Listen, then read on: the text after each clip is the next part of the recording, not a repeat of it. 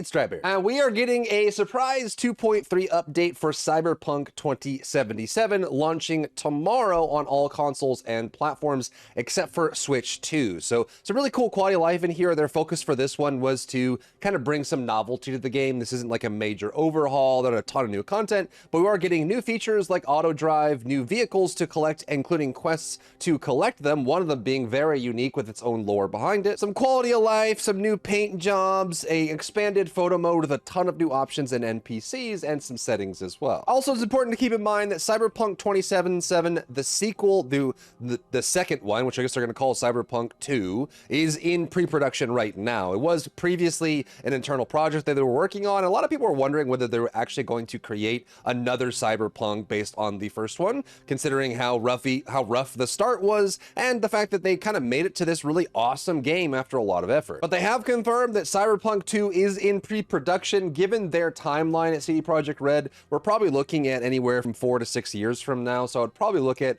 maybe 2029 at the earliest. We're going to start hearing more about this project. 2030 probably for a release date, 2031, something like that. But maybe they're making this a little bit smaller scope than you would expect, especially given how much effort they put into making Cyberpunk 2077 better with every single update and patch, and of course the DLC that they had done over previous years. Yes, so the thing is that with Cyberpunk 2077, we believe that the game is already in a pretty good place, and what we wanted to do is really give you things that would make you actually feel that it brings enough novelty to the game, it brings some fresh air, and it makes you want to replay the game.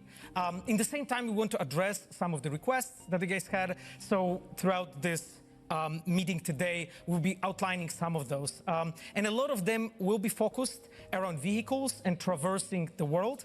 I'm not gonna tell you more because I don't wanna spoil it. We have a lot more details to tell you. We believe that this update will actually make the game feel to play even better. And there's a couple features that I'm really particularly excited about and cannot wait to tell you more. Now, they're also introducing 4 new vehicles. The Yaiba Semimaru is one of these, and this one is going to be unlocked from a new side job. So to unlock and complete the Hunt and the Beast in Me, so the racing one, an additional side job unlocks the Crystal Coat feature for it as well. The background is just going to be them cycling through all the things. It's not the exact vehicle we're talking about. Also added in the Rayfield Caliburn Mordred, which is not this one here. Looks super sleek as all the Rayfields do. Reward from a new side job to unlock complete the Beast in Me in the Badlands portion, the Beast in Me in the Santo Domingo portion, transmission, and search and destroy. Once those are all there, you will get a new side job unlocked to pick up the Rayfield Caliburn Mordred. For the new Yaiba Muramasa, it is a reward from a new side job. In order to unlock this side job, purchase 1 Yaiba vehicle, purchase at least 3 vehicles through an auto fixer, complete reported crime, you play with fire, and if you fail the side job, the vehicle can later be purchased through the auto fixer as well if you're looking for it, which is super cool. And they're also adding in the Chevillon Legatus 450 Aquila, which is available just straight out for purchase. Don't have to do a quest for this one, although the other ones having quests is pretty cool. A little bit more fun and interesting, and a little bit more side content to do in the game is always nice. The next big feature is auto driving. Honestly, this is one of those things that I wish that they had from the very beginning at the start of Cyberpunk, but this is exactly what it sounds like. This is self-driving cars from real life now available in Cyberpunk 2077, and you imagine that they're going to be proofing this feature for Cyberpunk 2 and then just kind of making it work here. So the way this works is just as you'd expect it to work. You set a waypoint or location and you can engage auto drive, which you can see here on screen is kind of like leaning out and seeing that auto drive up there as well. So you actually get a little bit more of that popping up and allows you to drive around. Now there are some restrictions on this. It does require you to be on a drivable road. So you actually need to have something that the NPCs would navigate on. I'm guessing it has to have a nav mesh available so you can actually navigate from place to place, but you can, even if you're in free roam, you can actually just trigger auto drive and your vehicle will then, just like an AI would, navigate the streets and go through, and you can turn on the cinematic camera, look around and enjoy the sights of Night City as you're just zooming around the city and enjoying yourself, which is super cool. Now, it does say that if you get attacked for any reason or you enter into combat, auto drive will disengage, which means you have to worry about that. In order to trigger this, they say hold H on PC or left stick on console to activate auto drive if you're in a vehicle and you're currently on an auto drive available available surface like a road. This isn't going to work when you're out in the, out in the desert or something like that. And I imagine in some places in Dogtown, it's probably going to get a little wonky with how tight some of those side streets are, which you could probably even consider them not even to be streets in some cases. But they do mention that you can activate it with H or left stick and then start your auto drive and just zoom around. They also implemented the cinematic camera, as I mentioned, for auto drive. So once you're in auto drive, H or left stick to activate auto drive. Once you're in auto drive, you press Q on PC, you hold it, or D-pad right on console to activate, and it triggers this really cool cycling cinematic camera. So you can find the location you're trying to go to and then hit the location and hit auto drive, and then your character will just jump into auto drive, put his hand out the window or her hand out the window, and just cruise there. And you can turn on a cinematic camera and just enjoy the sights as the car or vehicle takes you to where you're going. Another cool feature that I had hoped would be in the very early versions of Cyberpunk, but now it's finally here, is once you complete the Delamain side quest line, you get connected with Delamain without spoiling that quest. I know the game's been out for a while, but just in case there are people that haven't played Cyberpunk before, you have to finish the Delamain quest line, and then once you do, Delamain becomes an option for you as a taxi service. You can actually call him, and he'll come pick you up. You can get in the back seat, tell him where you want to go, and he'll taxi you there just like Autodrive would, but in this case, you're just chilling in the back and don't have to worry about it. Now, what they didn't mention in the live stream is whether getting into combat in a Delamain cab would disengage the Autodrive. You would think that it wouldn't, because that's kind of Delamain's whole thing, but it's super awesome that once you do the Delamain side quest, you have to actually get into a Delamain cab and ride it, and of course, even Johnny will pop up and say hello, and you can turn on the cinematic camera in this as well, I believe. Next up, they super beefed out their photo mode. They already had one of the better photo modes in gaming in general, honestly, with the options they have,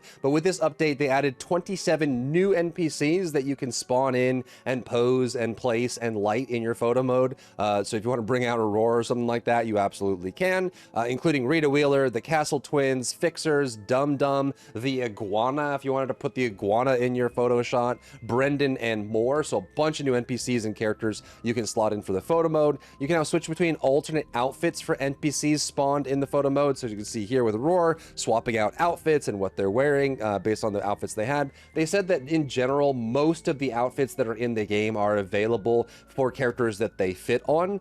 They said that, maybe 90 to 95%, and there's a couple that they had to exclude for various reasons, but in general, most outfits that are in the game and available should be accessible in many cases for a lot of the characters. You can now switch between V's saved wardrobe outfits in photo mode as well. So if you have a wardrobe saved, like a full layout for your character, you can actually just swap that on your V in the photo mode dynamically. They also said that they implemented a brand new IK system, so mapping your feet to the ground so that when you angle and move, it'll adjust where your feet are standing. If you go up on a step, your leg will go up on the step, that sort of thing. And they also mess around with the look at as well. So you can actually have the characters in the photo mode change what they're looking at dynamically, even with the poses that you've given them. And on top of that, they also changed the look at feature so that you can make it so that the whole head will turn towards the camera versus just the eyes. So if you wanted, a really cool, like edgy shot of V looking away with his or her head, but then eyes looking at the camera, that is now an option in the photo mode as well. And they also added things like new stickers, new frames, new quotes, overlays, things like that. They messed around with the depth of field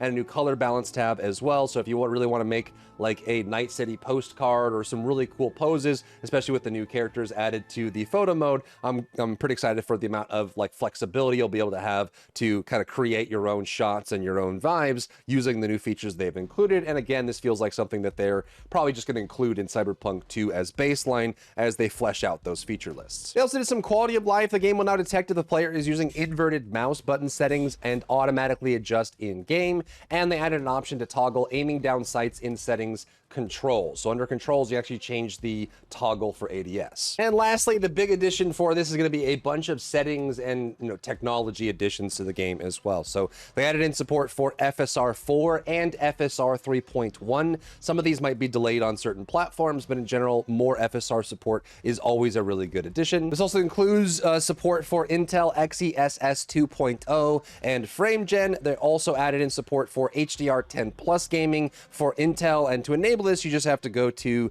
your Find Your Display and have game mode enabled for that toggle to go on. They also added more detailed information to the DLSS Super Resolution preset tooltip so people can understand it better. Added the ability to move the mouse cursor to a different display while in windowed borderless. Super great for PC players. Increase the maximum save size from 12 megabytes to 15 megabytes, and it will now be possible to rebind the key used to jump out of vehicles with the stunt jock perk. Lastly, for console bros and brodettes, they added VRR, the variable refresh rate support for PS5 and current gen Xbox, Xbox Series X and S. They fixed an issue where foliage was not properly affected by weather conditions on PlayStation 5. So just a lot of technological support for all of the platforms available, just to make more things available on top of photo mode, some new vehicles, some new quests, and some Autodrive features. And I think all this not only makes Cyberpunk 2077 much better and some nice quality of life, but hopefully this means that they're kind of thinking about rolling all of this stuff up into Cyberpunk 2 now that that is kind of going into full pre-production. That's all we got for the 2.3 update, landing tomorrow on all platforms except for Switch 2. So PC,